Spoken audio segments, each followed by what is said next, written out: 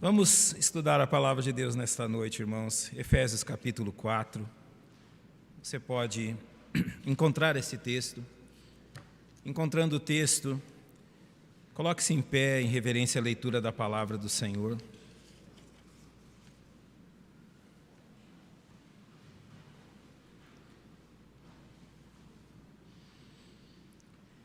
Efésios capítulo 4.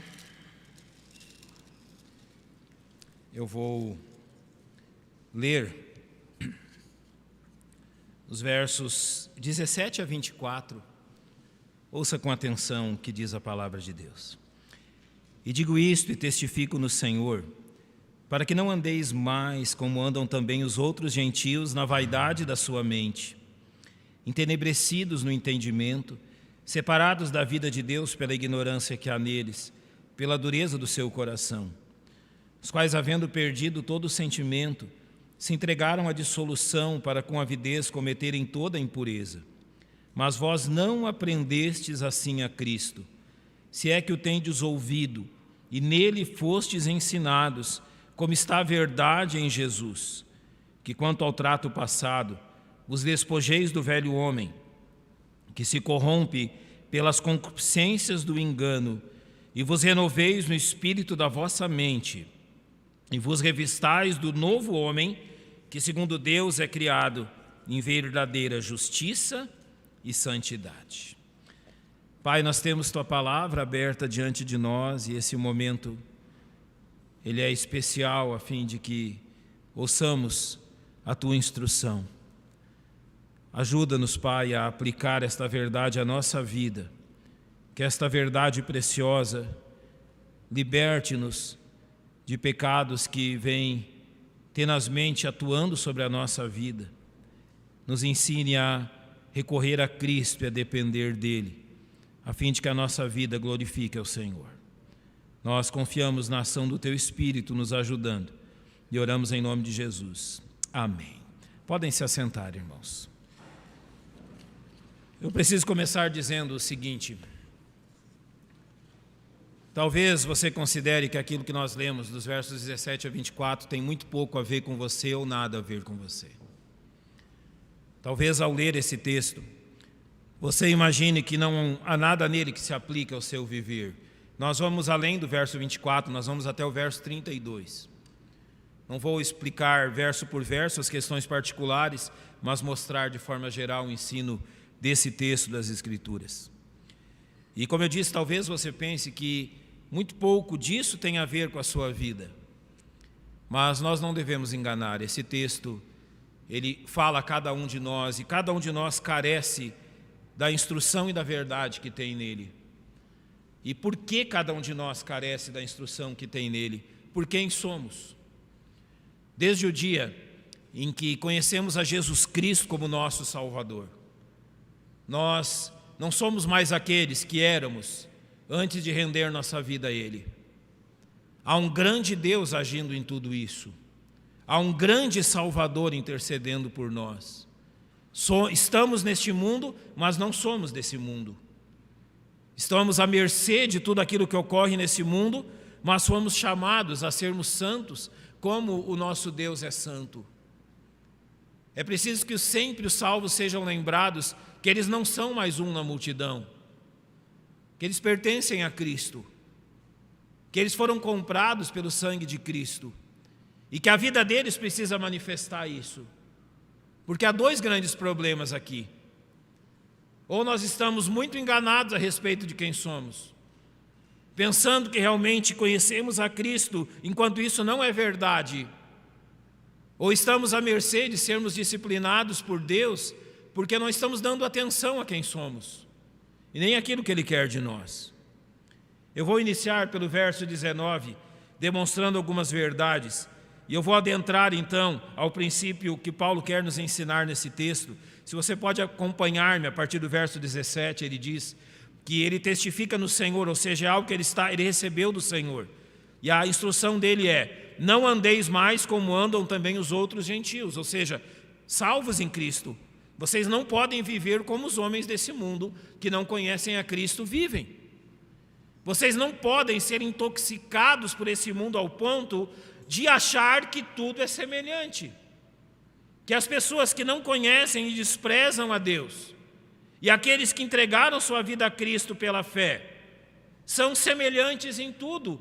Paulo está dizendo, olha, não andem mais como andam aqueles que não conhecem a Cristo. Vocês não são desse grupo. Vocês não são dessa turma. Vocês não são desse povo. Vocês são diferentes. Irmãos, que cada um de nós entendesse profundamente essa verdade, que nós não pertencemos a esse mundo, que a nossa pátria está nos céus e que aguarda-nos algo muito melhor do que aguarda os homens desse mundo. Sabe, quando eu digo isso, eu não estou dizendo que nós somos melhores que alguém. Eu não estou dizendo que nós somos superiores a alguém. Eu não estou dizendo que o mundo realmente é algo descartável e que realmente só presta, aquilo que só presta somos nós. Por favor, não entenda isso.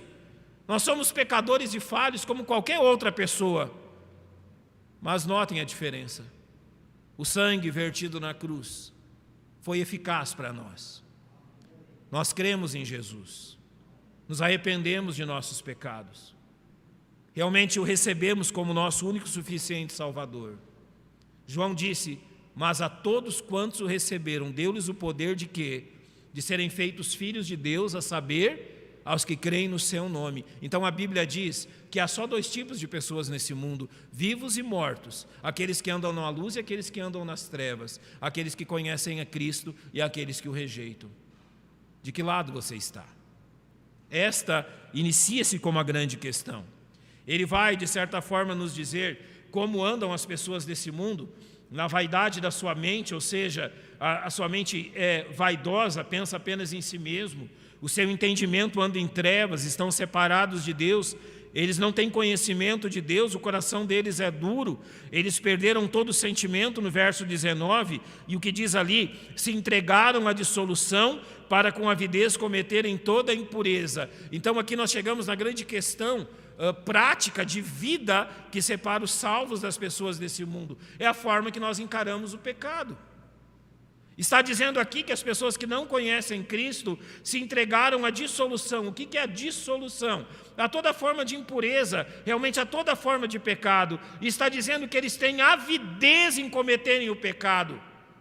Eles amam, eles têm uma paixão desenfreada pelo pecado. E não há nenhuma outra coisa que interesse para eles no mundo, a não ser pecar e provar do pecado deste mundo. O que na prática diferencia os filhos de Deus das pessoas desse mundo que não conhecem Cristo? Os filhos de Deus entenderam que o pecado apenas destrói a sua vida. Eles sabem que o pecado é prazeroso, mas eles dizem não ao pecado, uma vez que sabem o resultado final. O salário do pecado é a morte. Sabe o que significa esse versículo? Significa que o pecado alimenta com morte todos aqueles que dele aproveitam. O homem está no pecado se alimentando de morte, até que a sua morte seja definitiva. Mas então nós chegamos ao verso 20, algumas questões importantes a partir dele. Ele começa dizendo, mas vós não aprendestes assim a Cristo.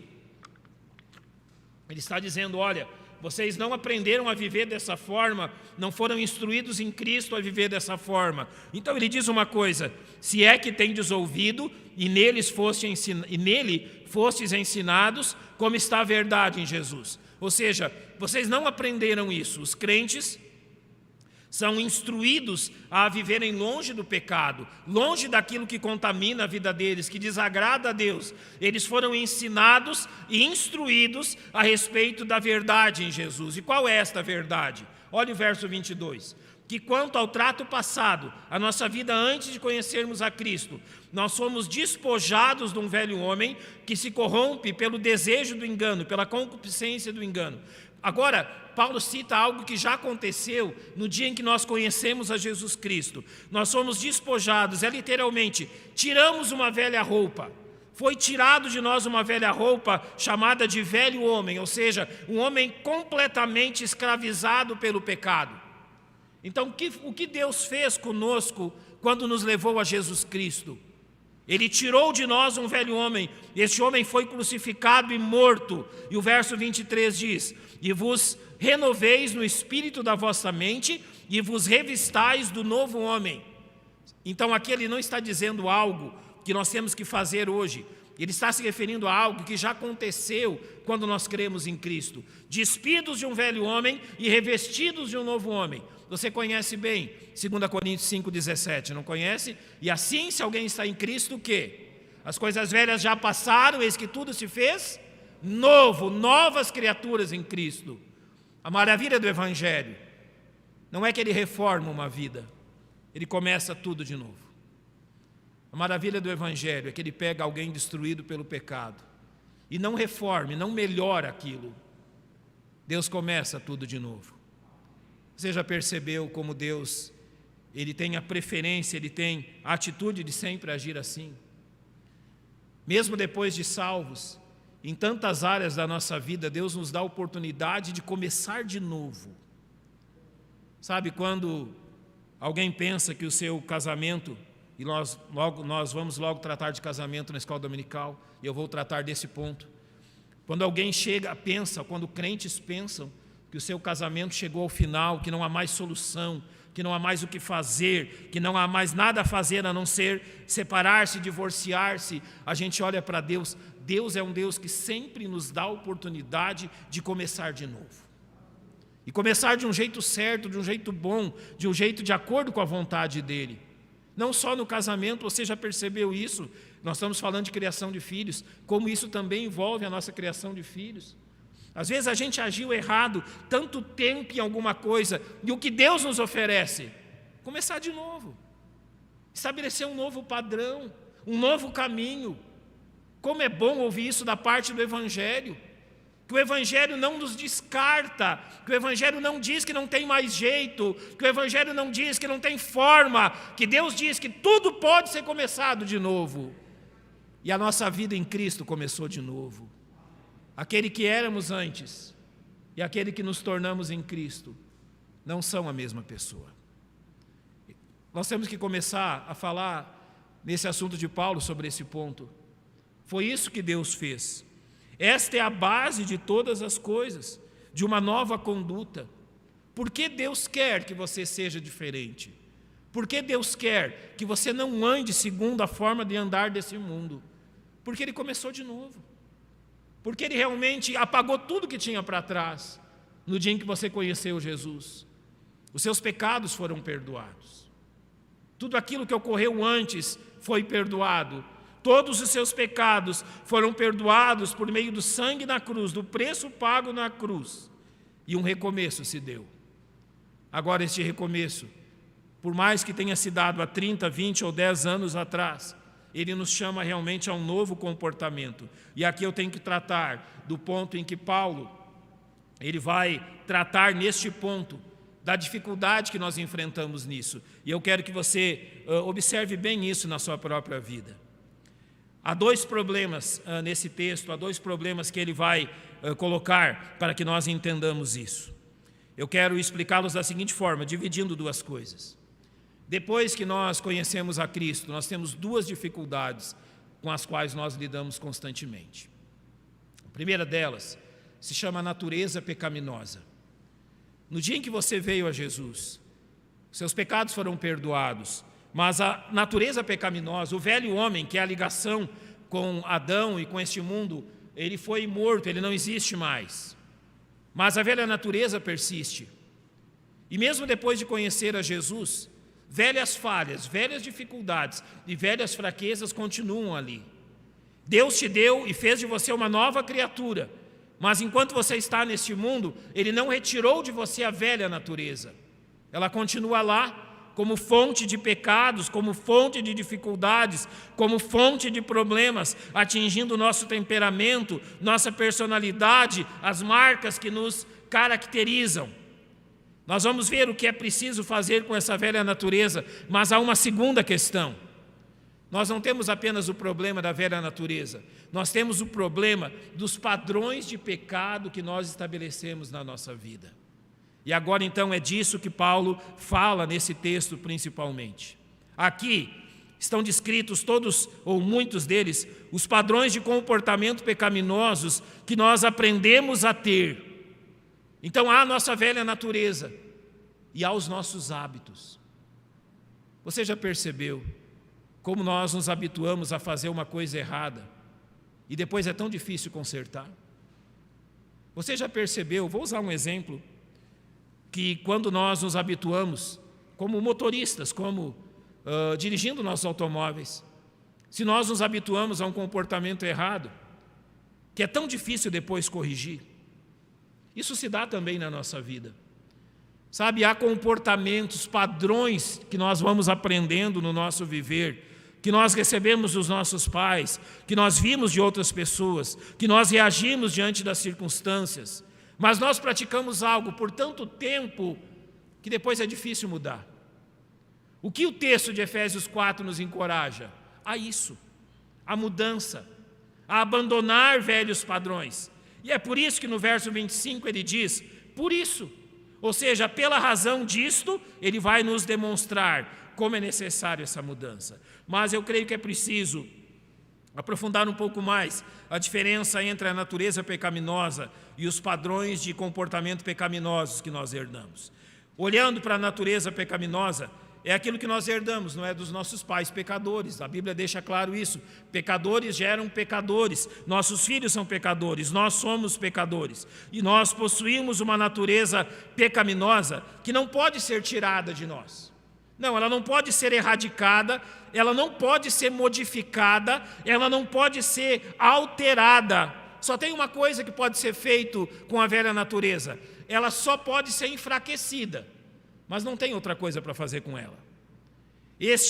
Essa natureza pecaminosa que influencia o nosso temperamento, que vai, de certa forma, trabalhando também em nosso caráter, não há nada que possamos fazer com ela.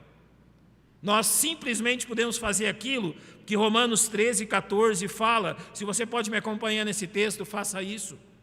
Ele diz assim: revesti-vos do Senhor Jesus Cristo e não tenhais cuidado da carne em suas concupiscências. O não tenhais cuidado é literalmente, não alimente a sua velha natureza. O que você pode fazer com essa natureza que habita em você? Não alimente, enfraqueça ela. E o que ela tem a ver com o nosso viver? Você já percebeu como nós temos alguns pecados de estimação, como isso é fácil de acontecer na nossa vida? Você já percebeu como nós somos apegados a alguns pecados? Seja da vaidade, da ganância, da ira, não importa qual. Cada um de nós parece que lida com alguns pecados como lida com animais de estimação. Como é que você cria um animal de estimação? Como é que você cuida de um animal de estimação? Você dá o melhor para ele. Seria injusto fazer algo assim se você cria algum animalzinho. Você já percebeu que muitas vezes nós fazemos isso com a nossa natureza pecaminosa? Ela deseja e nós damos. Ela quer e nós cedemos. Sabemos que é uma fraqueza, sabemos que vai nos trazer problemas, mas nós estamos tão afeiçoados a determinados pecados que nós os alimentamos. Como surgem as questões imorais na vida? Dessa forma. Ou seja, nós vamos alimentando isto. E a ordem aqui é: não tenhais cuidado da carne em suas concupiscências. É a única coisa que você pode fazer. Não alimente os desejos pecaminosos do seu corpo. Não alimente os desejos pecaminosos da sua vida. Deixa eu abrir um parêntese aqui agora. Eu nasci na igreja, como eu disse nessa manhã. Não é? Muitos de vocês também. Lá na década de 70, 80, as coisas eram um pouquinho diferentes do que era hoje. Eu vou usar um exemplo. O estatuto da igreja que eu nasci, que meus pais frequentavam, sabe, eu brincava assim, que o estatuto dizia, não dizia assim, mas eu falava, exagerava, dizendo assim, que ir ao cinema condenava ao inferno. Dizia lá no estatuto, você não podia, de forma alguma. Mas você lembra o que era cinema no Brasil na década de 80, por exemplo? Aonde as pessoas procuravam filmes imorais e essas coisas? Era no cinema. E não era estranho que o estatuto da igreja dissesse: olha, os membros da igreja não podem frequentar cinema. Estava certo. Agora você notem como as coisas vão mudando e tomando uma outra forma. Hoje os cinemas mudaram muito. Eu não encorajo você a ir no cinema. Seria um tempo perdido em muitas coisas. Mas você já percebeu que aquilo que no passado era tão difícil de ser conseguido, hoje está ao alcance da palma da nossa mão? Você não precisa mais ir no cinema para ter acesso a coisas que você só teria dessa forma naquele tempo. Está tudo acesso da sua mão, aonde você pode fechar-se num cômodo, fechar-se no seu carro, passear em algum lugar, e está tudo ali, diante de você. Como que você tem lutado com isso? Como que você tem reagido a essas coisas? Sabe, mais casamentos têm chegado ao final por não haver vigilância nisso. Mais jovens têm sido perdidos para a imoralidade por não haver vigilância nisso. Mais vidas têm sido perdidas por não haver vigilância nisso do que nós podemos imaginar. Então, esta facilidade em alimentar a nossa velha natureza está hoje ao alcance da nossa mão. E nós precisamos ter cuidado com isso. Agora, voltando à questão dos padrões pecaminosos que adquirimos. Como que nós adquirimos padrões e hábitos pecaminosos na nossa vida? Eu vou ler Provérbios 22:15. E ele diz assim: a estultícia está ligada ao coração da criança. A primeira questão é que ninguém nos precisa ensinar a pecar. Não, isso já está ligado ao nosso coração. Ninguém nos precisa ensinar a como pecar. A velha natureza já nos ensina isso. E desde a mais tenra infância nos ajuda, nos incentiva às escolhas erradas. Você já percebeu que quando uma criança não é corrigida em seus comportamentos pecaminosos, esses comportamentos se tornam um hábito? E você já percebeu como é difícil tirar um hábito dos nossos filhos? Permita que determinados pecados se tornem hábito na vida deles. Não importa se eles têm 1, 2, 3, 4, 5 anos, 6 anos. Permita que certos comportamentos de ira, de violência, de mentira ou de qualquer outra coisa se solidifiquem ali. E você vai perceber depois como é difícil tirar isso. O comportamento pecaminoso, o hábito pecaminoso, nós o vamos solidificando, nós vamos aprendendo errado. E aprendendo que o errado, então, se torna o padrão das coisas. Jeremias diz algo extremamente interessante no capítulo 13, verso 23. Porventura pode o etíope mudar a sua pele ou o leopardo as suas manchas? Então podereis vós fazer o bem, sendo ensinados a fazer o mal? Sim, nós somos ensinados a fazer o mal. O mundo está aí para nos ensinar a fazer o que é errado.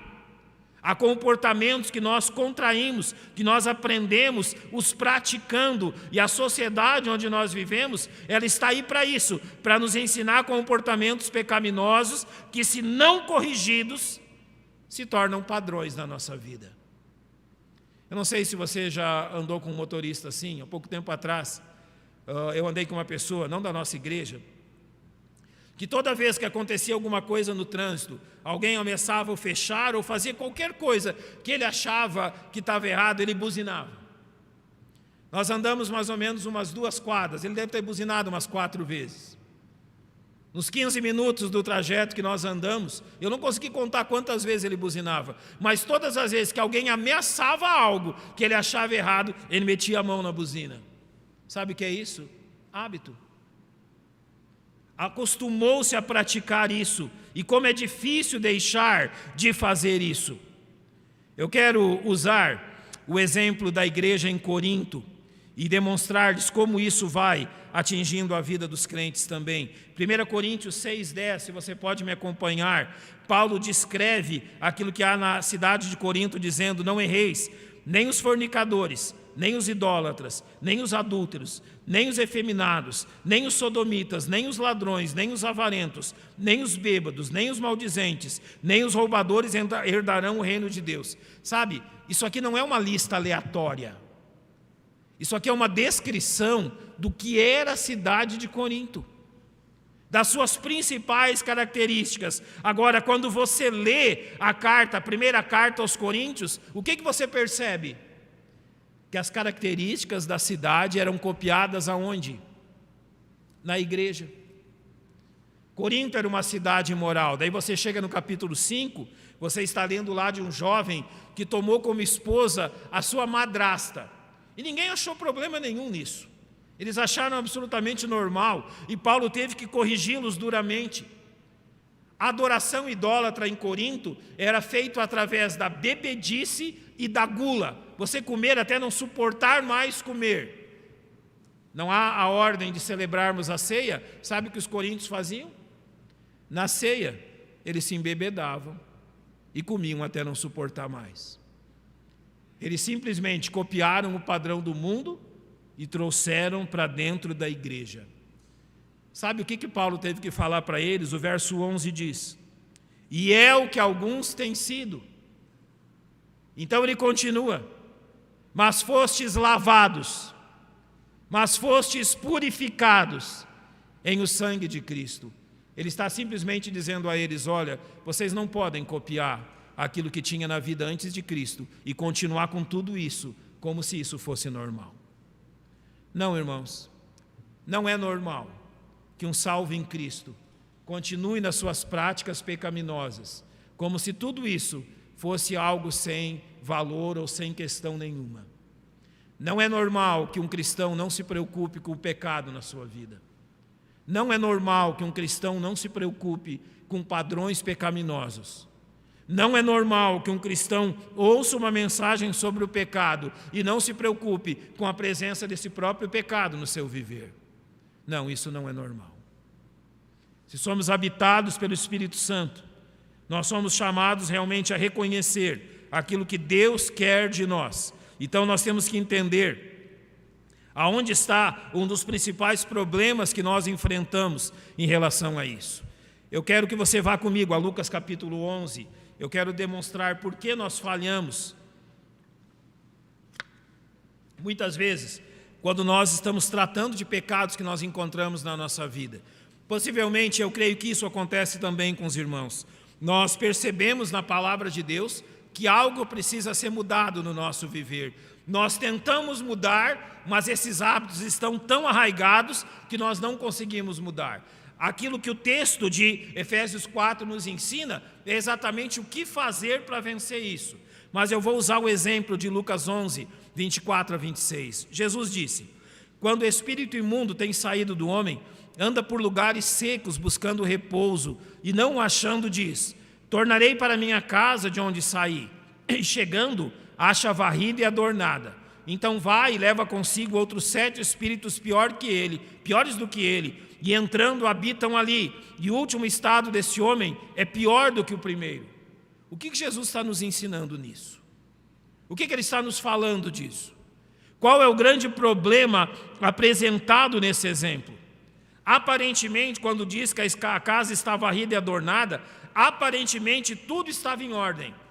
Tudo estava certo. O lixo que devia ser tirado foi tirado. Mas então por que a segunda situação se tornou pior do que a primeira? A razão é simples. Apenas metade do trabalho foi feito. Sabe por quê? Crentes têm tanta dificuldade em mudar o padrão de vida, porque fazem só metade do trabalho. Eles sabem que determinadas coisas precisam ser tiradas da sua vida. Mas parece que logo depois a situação é ainda pior. Eles sabem que determinados comportamentos precisam ser abandonados. Mas parece que depois as coisas se tornam ainda mais difíceis. Qual é o problema do exemplo usado por Jesus? A casa foi varrida e adornada, mas o problema é que ela continua vazia. Eis a questão.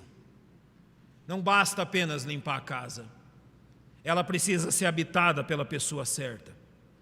Limpar a casa é apenas metade do trabalho. Agora, a outra metade é aquilo que Paulo apresenta em Efésios 4. Eu vou reler os versos 22 a 24. Que quanto ao trato passado, vos despojeis do velho homem, que se corrompe pela concupiscência do engano, e vos renoveis no espírito da vossa mente, e vos revistais, aqui está, Deus não somente tirou uma velha roupa e nos vestiu uma nova. Então aquilo que Ele nos diz é que não basta abandonar um hábito, você precisa colocar o outro no lugar. Então esse princípio bíblico vai ser explicado a partir do verso 25, acompanhe comigo. Primeira coisa que Paulo cita é que muitos crentes podem ter o problema da mentira. Como alguém deixa de ser mentiroso? Simplesmente parando de mentir? Será que alguém deixa de ser mentiroso quando para de mentir? Notem o que Paulo diz: por isso deixai a mentira. Mas ele vai além: e falai a verdade. Quando que um homem mentiroso deixa de ser mentiroso? Não é quando ele para de mentir, é quando ele começa a falar a verdade. Como que são vencidos padrões pecaminosos? Quando nós abandonamos um velho padrão e adotamos um novo padrão. No caso da mentira, deixai a mentira e falai a verdade, cada um com seu próximo, porque somos membros uns dos outros. O segundo exemplo nos leva à ira. Irai-vos e não pequeis. A ira pecaminosa, a ira voltada contra as pessoas, a ira que nos faz pecar contra as pessoas. Mas como nós podemos abandonar uma ira pecaminosa em favor de uma ira santa? A Bíblia mostra que é possível, porque ele diz: irai-vos e não pequeis, de duas formas claras. Qual é o problema da ira? O problema da ira, ela se torna pecaminosa quando nós a dirigimos contra as pessoas. Deus nos deu a ira para se dirigir contra os problemas, não contra as pessoas. Há duas formas de lidar com a ira. Se nós temos o problema de explodirmos em ira, Tiago 1,19 vai dizer: todo homem, pois, seja pronto para ouvir, tardio para irar, tardio para falar, tardio para se irar. Ou seja, qual é a solução de explodirmos em ira? Termos paciência, realmente sermos tardios para falar. Qual é a solução quando guardamos a ira dentro de nós? Não se põe o sol sobre a vossa ira. Ou seja, trate com a pessoa que você acredita ter ofendido ou a ter ofendido. Não adianta simplesmente querer abandonar a ira sem colocar outra coisa no lugar. Se nós queremos vencer a ira, é preciso que ou nós aprendamos a paciência ou aprendamos a tratar dessas questões. Notem o terceiro exemplo no verso 28. Aquele que furtava, não furte mais. Agora ele trata dessa questão do furto. Sim, ele é pecado, mas como um homem deixa de ser um ladrão? Quando ele para de roubar, não. Notem o que ele diz: aquele que furtava, não furte mais, antes trabalhe fazendo com as mãos o que é bom. Notem que ele substitui um hábito pecaminoso de furtar por um hábito santo de trabalhar. Nos versos 29 e 30 é tratado sobre a maledicência. Não saia da vossa boca nenhuma palavra torpe. Sim, isso pode se tornar um problema na nossa vida. Falarmos realmente palavras que não convêm, de uma forma que não convém, pecarmos disso. Como que é vencido um padrão de comportamento assim? Ele diz: primeiro, deixe de falar palavras torpes, e segundo, fale só que for boa para promover a edificação. Notem de novo a mesma questão. Um hábito pecaminoso é substituído por algo que Deus aceita e a forma que Ele quer que nós hajamos. O último exemplo está nos versos 31 e 32. Toda amargura, e ira, e cólera, e gritaria, e blasfêmia, e toda malícia serão tiradas dentre vós. Ele fala agora da amargura e das suas raízes, da forma como ela se expande. Como isso é vencido? Substituindo a amargura por uma atitude benigna, misericordiosa, de perdão, imitando aquilo que Deus fez por nós em Cristo. Então, aquilo que até o verso 32 nós aprendemos é que nós precisamos realmente, se desejamos abandonar padrões pecaminosos, trabalhar para que novos padrões sejam colocados no nosso viver. Agora, qual é a dificuldade que a gente tem nisso? Sabe, não é difícil que nós entendamos essa verdade. Eu creio que todos vocês a entendem. O difícil é praticá-la, e onde está a dificuldade de praticar o que é certo? Eu vou resumi-la da seguinte forma: em quanto tempo você aprendeu a fazer o que é errado? Quanto tempo você demorou para aprender a fazer o que é errado? Quanto tempo você demorou para aprender a se irar, a mentir, a furtar? a qualquer outro pecado. Não foi praticando durante muito e muito tempo. O nosso grande erro é, irmãos, que nós queremos então agradar a Deus e fazer aquilo que agrada, mas nós não queremos dedicar o mesmo tempo para fazer o certo. Nós queremos que as coisas sejam automáticas, elas não são. O pecado e os seus problemas que causam na nossa vida precisam ser abandonados, mas um novo padrão demora tempo, até que praticando ele venha se tornar uma realidade no nosso viver. Como nós podemos desenvolver realmente um padrão que agrade a Deus no nosso viver? Praticando sempre, cuidando sempre, tendo zelo e alimentando o nosso coração. Aonde eu quero chegar com tudo isso? Se tornar alguém mundano, um crente que não se importa com nada, se tornar alguém que não se importa com o pecado na sua vida, se tornar alguém que não se importa em agradar a Deus em nada, é muito fácil. Basta que você siga o rumo desse mundo.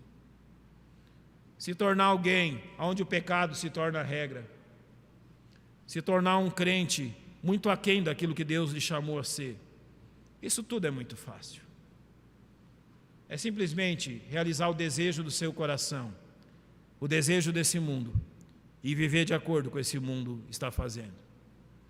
Agora, em lugar nenhum da Bíblia está escrito que ser um crente de verdade, que glorifica e exalta o nome de Deus, é fácil.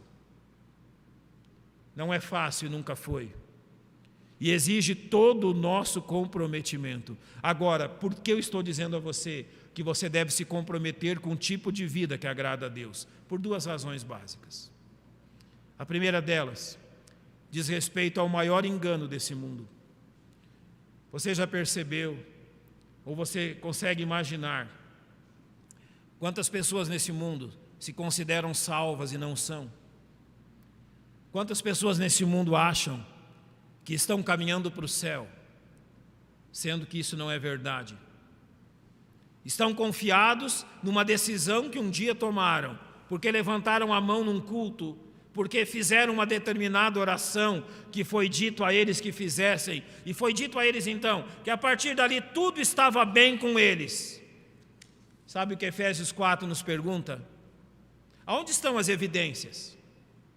Aonde estão as evidências que está tudo bem com você? Aonde estão as evidências que você está andando para o céu?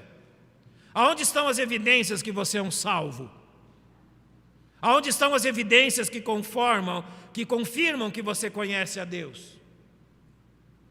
É muito fácil para muitos dizer que são cristãos, e Paulo vai dizer a Tito: confessam a Deus com seus lábios, mas negam em suas obras. Você lembra o que Jesus falou em Mateus capítulo 7? Senhor, Senhor, dirão muitos, em teu nome expelimos demônios, realizamos milagres, maravilhas. E o que foi que Jesus respondeu a eles?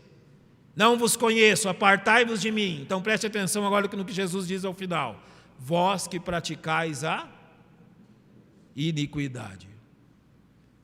Você lembra bem o que Hebreus diz? Segui a paz e a santificação, sem a qual ninguém verá o Senhor. Qual é a razão que você deve se preocupar com o pecado em sua vida? Porque preocupar-se com o pecado e viver uma vida santa é a única evidência clara que você está andando para o céu. Eu não quero lhe enganar. Como que pode saber se você está andando para o céu? Você ama as coisas de Deus? Você ama a santidade de Deus? Você está disposto a pagar o preço de substituir comportamentos pecaminosos por comportamentos santos?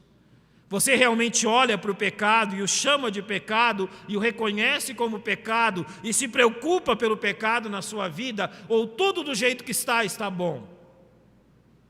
Você realmente se condói pelo pecado que está no teu viver? Você realmente ora a Deus, arrependido pelas suas falhas, arrependido pelo pecado no seu viver? Você é alguém que chora e lamenta por causa do pecado na sua vida ou não? Ou está tudo bem, está tudo tranquilo do jeito que está, não precisa mudar nada, não precisa alterar nada, eu estou muito satisfeito com tudo que está acontecendo? Então deixa eu lhe dizer algo. Olha, nós vamos estar satisfeitos apenas no céu. Aqui nesse mundo nós lutamos contra o pecado. A Bíblia diz que bem-aventurados os que choram, porque deles é o reino dos céus. Choram porque lamentam por causa do pecado no seu viver. Irmãos, filhos de Deus se esforçam para abandonar todo o padrão pecaminoso que se encontra na sua vida. Filhos de Deus, nascidos de novo, desprendem todo o esforço e energia suficientes para abandonar aquilo que ofende a Deus, aquilo que desagrada a Deus e aquilo que realmente os marca como cidadãos do céu. Sinceramente, é isso que é a verdade do seu viver. E eu não estou perguntando agora aquilo que as pessoas veem, eu não estou perguntando agora aquilo que sua esposa vê, eu não estou perguntando agora aquilo que o seu pastor vê, eu não estou perguntando agora aquilo que os seus filhos vê, eu estou perguntando agora aquilo que ninguém mais vê, que só Deus vê, lá dentro do coração, lá dentro onde ninguém mais é capaz de entrar a não ser Deus. Lá dentro do coração você está lutando contra o pecado? Lá dentro do coração, você está dobrando os seus joelhos, pedindo que Deus misericordiamente te dê força contra o pecado. Eu não posso lhe chamar de filho de Deus se isso não acontece.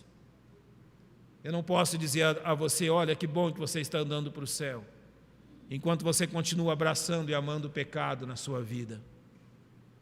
Aqueles que nasceram de novo, estão aprendendo em Cristo a serem novas criaturas. Aqueles que nasceram de novo estão sendo treinados em Cristo a amar a santidade de Deus. Aqueles que nasceram de novo estão aprendendo a amar a Bíblia, estão aprendendo a amar a igreja de Cristo, estão aprendendo a amar os seus irmãos, estão aprendendo a dedicar toda a sua vida, os seus bens, as suas capacidades a Jesus Cristo. É essa a tua realidade. Você constantemente está abandonando o pecado em prol de melhor seguir a Jesus. Eu lhe disse que há dois grandes problemas nisso. Eu citei o primeiro, o engano, achar que nós estamos andando para o céu quando não estamos andando, se não há santidade. Agora, o segundo grande problema é o nosso Salvador. Olha, o que realmente há no coração de um verdadeiro salvo que não se preocupa em glorificar o seu Salvador? Eu quero terminar com isso. O que há no coração realmente de alguém que verdadeiramente foi salvo, mas não se preocupa em honrar o nome de Cristo? O que há realmente no coração de um crente que realmente foi salvo, está andando para o céu, mas ele não está preocupado em glorificar o seu Salvador nas suas atitudes? Só tem uma resposta para isso.